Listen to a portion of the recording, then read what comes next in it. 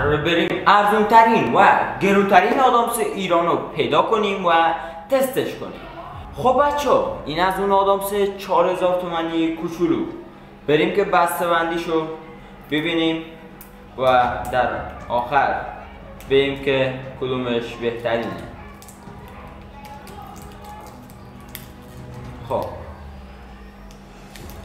طعم میوه نوشته، آدامس شیک، واقعا خوبه. فعلا 5. بریم سراغ آدامس بعدی. خب بریم سراغ آدامس دوم. آدامس 5 عددی موزی، قیمتش 12000 تومان. بسته بندیش هم به 12000 تومان میخوره. اینجا یه چیز گذاشتن که اینجوری بکشیم و راحت تر بازش کنیم. این آدامس ها رو فکر کنم دیگه همتون خوردید. اینا رو دیگه نمیشه چیزی گفت درباره اینا، چون اینا رو حتما همتون استفاده کردید. داخلش 5 تا دونه داره. خب یه دونش رو بر میداریم. این از این و 2 تا بسته بندی داره. این از خود آدامس که یه زرد طوره دیگه. خب این از آدامس دوم که 12000 تومان قیمت داشت. اون آدامس اولیه 4000 تومانی. خیلی شیرینیش زیاد بود و این شیرینیش کمتره و قیمت 12000 تومان باحال‌تر. بریم سراغ امتیاز این فعلا 7. بریم سراغ آدامس سوم. خب بچه ها، الان نوبت خفن هاست. رسیدیم به آدام اکشن که اینو خودم تست نکردم تا الان.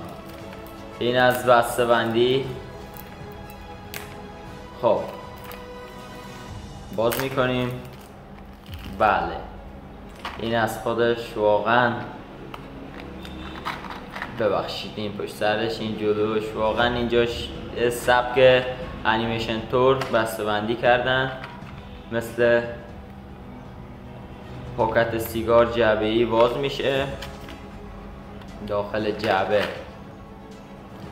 آدامسش اینه و چند تا تیکه های سبز رو آدامسشه.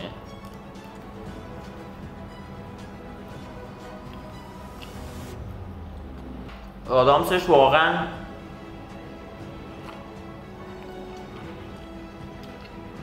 چی میگن، تیزه. یه طعم داره که گلو رو میسوزونش. طعم چیه وایسا؟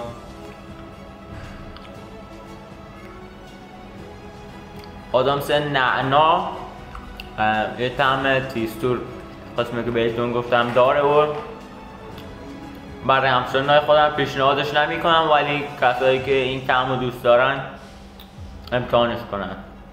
خب بچه ها، آدامس سوم حواسم نبود، دوربین یکم ویدیوشو همین الان دیدم، صورتم نور افتاده و خراب شده، ببخشید بچه ها. خب این آدامس چهارم از بیودنت چیه؟ آدامس هایی که ما اولین باره واقعا اینا رو میبینیم، اولین باره البته تست میکنیم. خب بستش رو جدا کردم. اینجا آدامس داره 1 2 3 4 5 6 7 تا دونه. یه دونش رو در میاریم. بله پاره شد.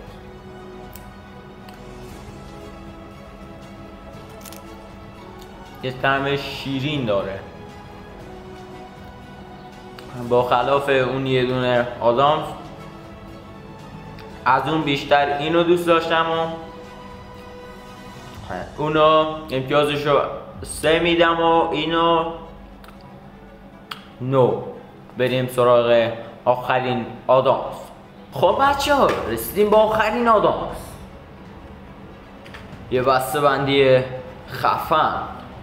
اینو بسته بندیشو دیدم واقعا گرفتم. خیلی بسته بندی خفن داشت. از بستهش در میاریم. اینجوری قرصیه. خب بستهش اینجا میذاریم. این بسته بندیش خفن بود، اینو گرفتم. یه دونش رو باز کنیم. بله سفید تور. اینم بریم سراغ تست تم. این آدامس و این دوتاشون یه کمپونی هن و اینم طعم نعنا. اینم و از نظر من دوتاشون هم طعمشون مزخرف، یعنی بدم اومد از طعمش.